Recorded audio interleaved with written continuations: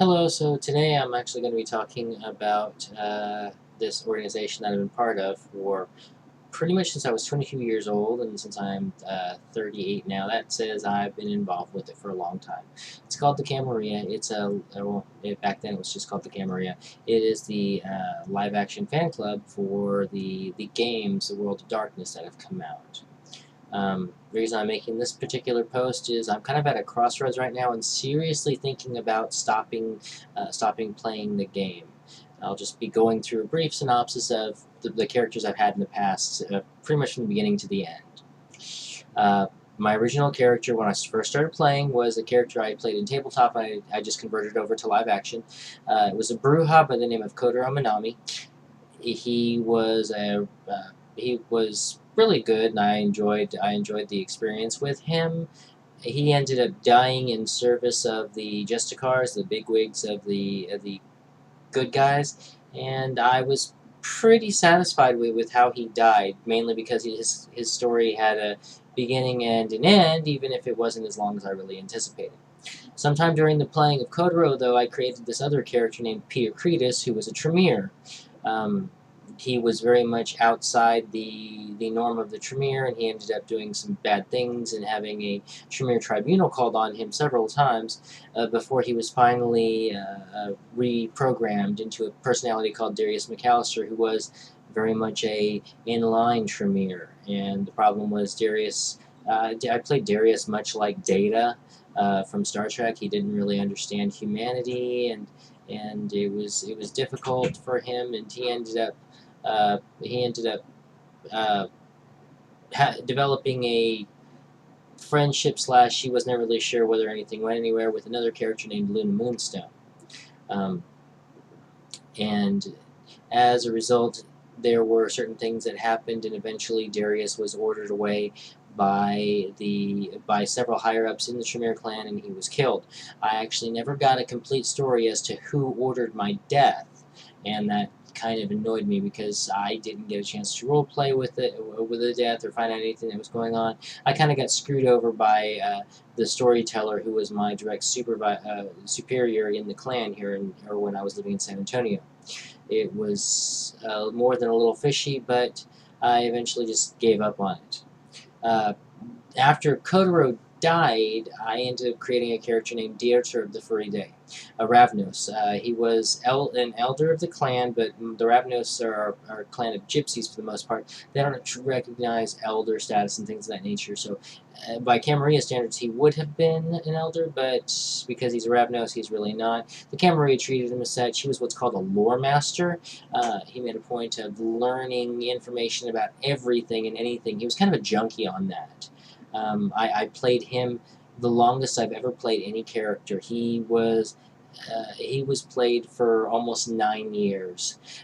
Towards the last year and a half of me playing him, and that was consistently, by the way, he was played almost every single month. There's only like 3 months in that entire 9.5 years that he was not in place, so he was earning XP at the wazoo. Sadly, he became way too overpowered. I would walk into games and hand my character sheet to somebody and say, tell me what you don't want me to do. I don't want to ruin the fun for everybody else. So, and by that token, I would tell the storytellers, if you don't do anything to involve my character in something, I will be social, I will be kind, I won't do anything. I'm just here to have fun and socialize. And that worked out fairly well. Occasionally there was a storyteller who would be like, oh, no, don't worry about it. And then they would discover exactly how powerful he was, because he had six disciplines maxed out. His 3 clan disciplines and three other disciplines. He was earning a lore a month for almost that entire time. So he had 4s and 5s on everything across the board. When he did end, he only ended up dying because the chronicle for that game went away and everybody needed an ending.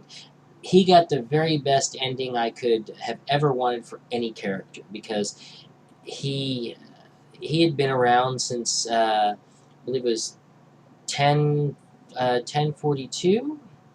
no, 1062. He was embraced in the 1080s, and he was what was I going to say?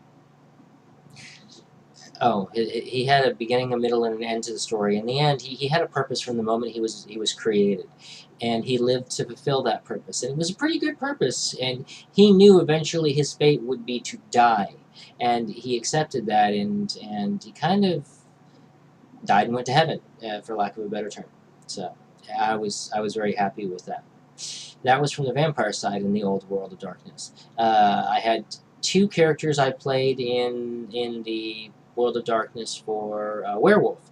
The first one was Andros Kuros, who was he was born of Black Fury, but the tribe of the Black Furies is only for women, so he wasn't willing to lose that particular piece of his anatomy, and he was adopted into the Children of Gaia tribe, which pretty much accepts everybody. He had a pretty good long run. He lasted about 3.5 years before a plot line that was ran by one of my best friends ended up killing him. Everybody was so afraid that I was going to be heartbroken and upset and upset with her because one of my close friends killed my character and everything. But I actually felt, I mean, it wasn't a random. It wasn't a random killing. It was something that I was prepared for, and it was very easy to accept what happened. I was very happy with it. They even let me attend my have my ghost attend my own funeral, which I thought was pretty cute. The next character I created was somebody named Aaron Bryan, who I may be playing at a troop game here in Austin. I'm not sure, even though I'm possibly giving up on the Camarilla, I don't know how I feel about LARPing. The only problem is if I LARP, I'm going to run into some of the same people, and they're going to be like, oh, you should come back. And the cam has kind of turned into a bad relationship for me, I guess. I'll get to that later on. Anyway, Aaron Bryan he is the kid from The Sixth Sense if Bruce Willis had never gotten a hold of him, meaning that he's afraid of the ghosts and the ghosts beat him up, and the ghosts just beat him up because he doesn't want to deal with them, and they're tired of being ignored, and he has the ability to see them all the time. So as a werewolf, he had a hard time adjusting because he was already used to the ghosts beating the crap out of him from the time he was 6 years old. His parents thought he was crazy. He ended up surviving till the end of the Chronicle for the werewolves, and the only reason that I didn't actually get to play his death scene so much is because at that time I was storytelling nationally at the conventions for Werewolf. I was very flattered when a couple of people that are very high up or were high up in the storyteller chain asked me when they found out I was coming if I would set aside playing my character and help storytell for the.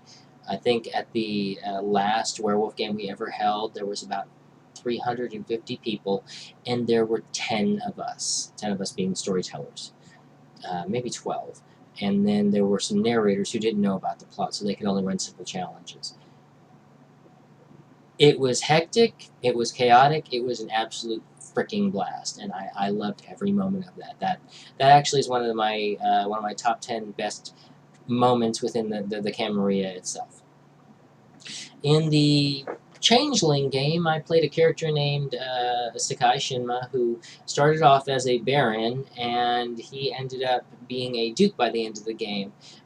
He ended up sacrificing, because in the ending, all of the Shi, which is what he was, were given a choice of return to Arcadia or stay in the human realms and die.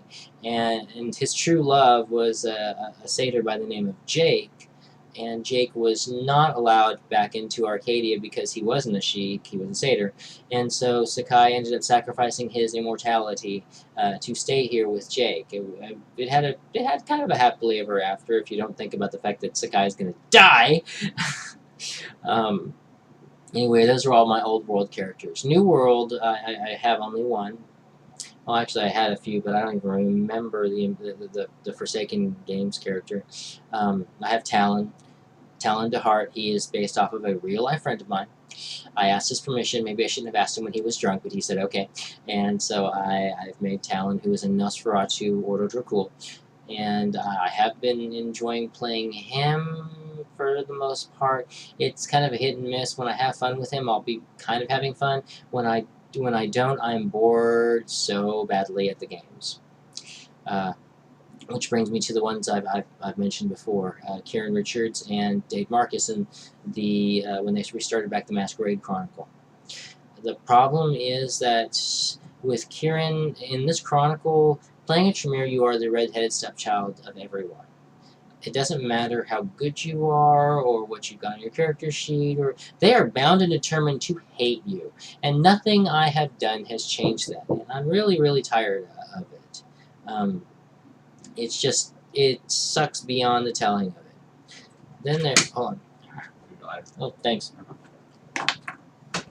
So, anyway, my roommate returned my lighter. I have not been smoking as much as I have been lately, which I know that a few people would be happy about.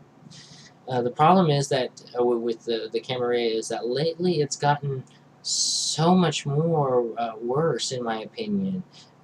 Ever since Monaco, I don't have any fun, or I have very little fun, unless it's here in Austin in private scenes with my own storyteller.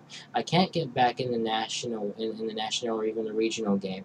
I'm feeling very isolated and lonely, and lately even my cam friends out of character have been kind of ticking me off, and there have been some comments that have been made that, yeah, I should grow thicker skin, but I've been part of this organization for this long, and I'm still having to deal with these problems and stuff, things that happen in high school, and it's just, there doesn't seem to be an end to it. And before, I would always stick it out and ignore it or shrug it off. But this year, I made the resolution to not let stress get to me, and this is just more stress than I'm willing to put in. I'm an MC12, and I'm still treated like like I'm sitting at the kids' table. I don't know whether that's because my roleplay style is bad, or because of that social anxiety issue thing I have, so I don't really interact in large publics that well, or what. But I'm really just sick and tired of it. For instance, there's a featured game that's happening in Houston in a couple of weeks. Trying to get to that has been bloody hell, back and forth, because of some confusion and stupidity on both my part and my rides. There was some definitely a miscommunication of errors, but I was made to feel really stupid as a result of it. And even that's just the out of character portion. In character, my character has been banned from Houston. So even if the ban is revoked, which it should be, because I haven't done anything really wrong in terms of right or wrong. Even if the ban is lifted, there's still people that will probably want to kill me.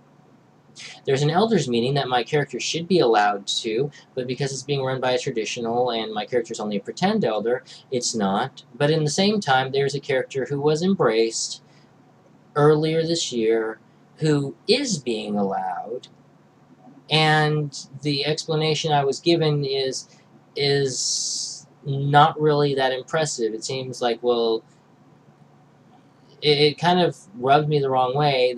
The person who's doing it, she is part of the organization and does a lot of higher up things in the out of character side of the organization. And I don't want to say favoritisms or politics or anything, but I'm really getting tired of the feeling that that's what's going on. She herself is a nice person, so I don't think it's anything conscious on on her part or anything. I don't think she has a hand in it and is trying to screw me over or anything.